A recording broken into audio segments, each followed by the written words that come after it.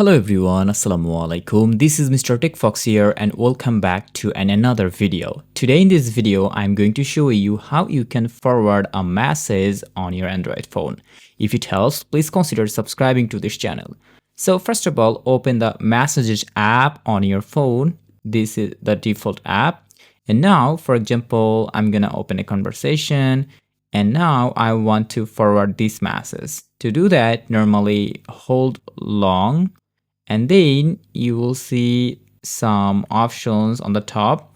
Just click on the three dot bar and here you will get an option forward. Just choose it and now you have to select recipients and normally you have to select it and then click on this next button to forward the message. Click again on the send button and that's it. So that's all about today's video. Thanks for watching. Allah Hafiz.